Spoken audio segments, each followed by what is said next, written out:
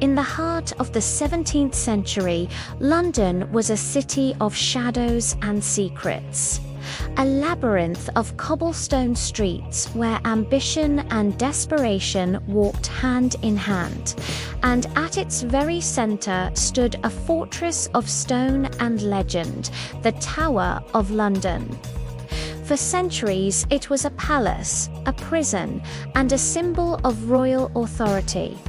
But deep within its walls, guarded by soldiers and ancient tradition, lay a prize beyond imagination.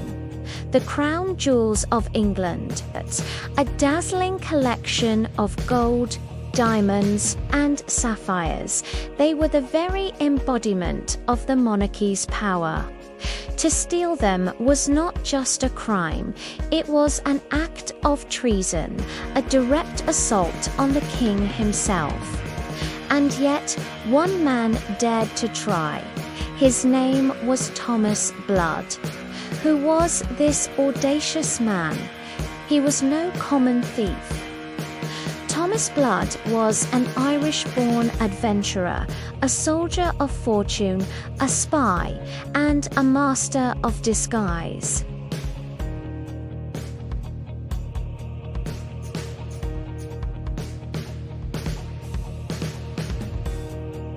By 1671, he was a man with a reputation for daring plots and a burning grudge against the crown. He was charismatic, clever, and utterly fearless. For Blood, the crown jewels were more than just riches. They were the ultimate symbol of the authority that had wronged him. Stealing them would be his masterpiece, an act of defiance that would echo through history.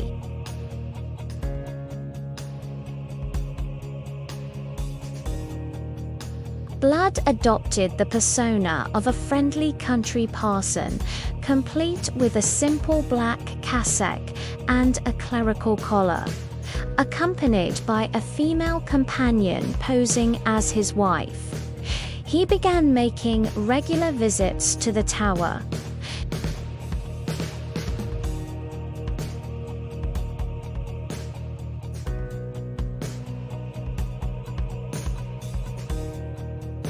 Blood, in his guise as the parson, was the picture of piety and respectability. He and his wife befriended the elderly Edwards and his family, sharing meals, exchanging pleasantries, and slowly, methodically, earning their trust. Over several weeks, the bond deepened.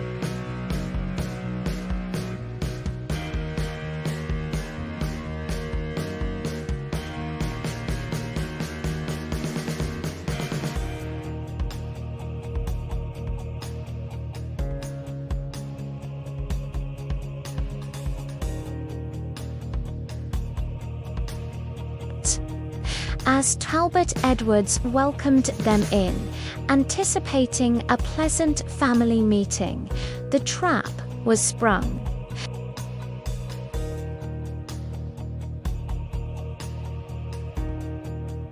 The friendly parson was gone. In his place stood a determined criminal. They threw a cloak over Edward's head, stuffed a gag in his mouth, and produced a mallet. The crown, the orb, the scepter. They demanded it. A struggle erupted. The 77-year-old keeper, though outnumbered, refused to yield the king's treasures without a fight. He screamed for help, his muffled cries barely audible. In the ensuing chaos, Blood struck Edwards with the mallet.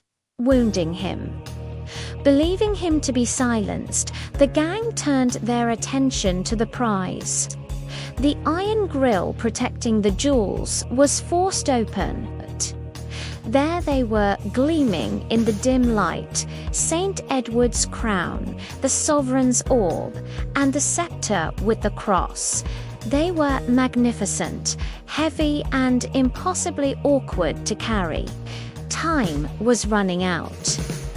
In a moment of crude ingenuity, Blood flattened the priceless crown with his mallet, stuffing it into a bag. Another accomplice tried to saw the scepter in half because it was too long to conceal, while a third stuffed the orb down his breeches.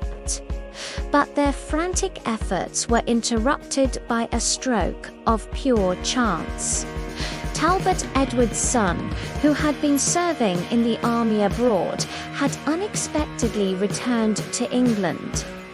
He chose that very moment to pay a surprise visit to his family at the Tower.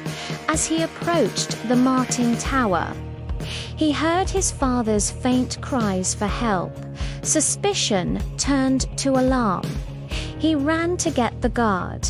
Suddenly, the alarm was raised. Shouts of treason, "The crown is stolen," echoed across the tower grounds. Blood. And his men knew the game was up. They dropped the scepter and bolted for the exit, clutching the battered crown and the orb. What was meant to be a clean getaway descended into a chaotic, desperate scramble. They sprinted from the jewel house, firing a pistol at a sentry who tried to stop them. They burst through the gates, heading for the iron gate where they had horses waiting. But the tower guards were swarming, closing in from all sides. Blood's son was apprehended. Parat was cornered. And finally, near the wharf, Captain Beckman, the son-in-law of Talbot Edwards, caught up to the ringleader himself. Thomas Blood, still clutching the mangled crown, was tackled to the ground. The great heist had failed. As he was disarmed and arrested, Blood defiantly shouted, "It was a gallant attempt, however unsuccessful. It was for a crown." Ordinarily, the story would end here. A thief caught red-handed attempting to steal the crown jewels would face one certain fate: a trip to the gallows at Tyburn. Blood was thrown into the tower's darkest dungeon, awaiting his inevitable execution. But then, the story takes its most bizarre and unexpected turn. For reasons that historians still debate to this day, Blood refused to speak to anyone but the king himself. And even more astonishingly, King Charles II agreed. The convicted traitor was brought from his cell to the royal court. A grimy, captured thief standing before the very monarch he had tried to rob. What happened in that private audience is the stuff of legend. Did Blood's sheer audacity amuse the merry monarch? Did he charm him with his tales of adventure and espionage? Or did Blood hint that he was part of a larger, more dangerous network, and that his execution would lead to a wave of assassinations against the king? We may never know for sure, but the outcome was shocking. King Charles II, in an act of almost unbelievable clemency, did not just spare Blood's life, he pardoned him completely. Not only was he pardoned, but his confiscated lands in Ireland were restored to him, and he was granted a royal pension of £500 a year, a fortune at the time. The would-be thief became a celebrity, a familiar face swaggering through the corridors of Whitehall, often seen at court. The man who tried to steal the crown became a friend of the king. The heist of 1671 remains one of history's most thrilling and perplexing tales. Was Thomas Blood a revolutionary hero or a common criminal, a reckless madman or a political operative with powerful, hidden connections? His pardon raises more questions than it answers. But one thing is certain. For a brief, chaotic morning, this daring rogue held the monarchy's most sacred symbols in his hands, and in doing so secured his own strange and unforgettable place in history. He was the man who stole the crown jewels and lived to tell the tale. Thank you for watching, and if you enjoyed this journey into the past, don't forget to like, subscribe, and hit the bell for more stories from history.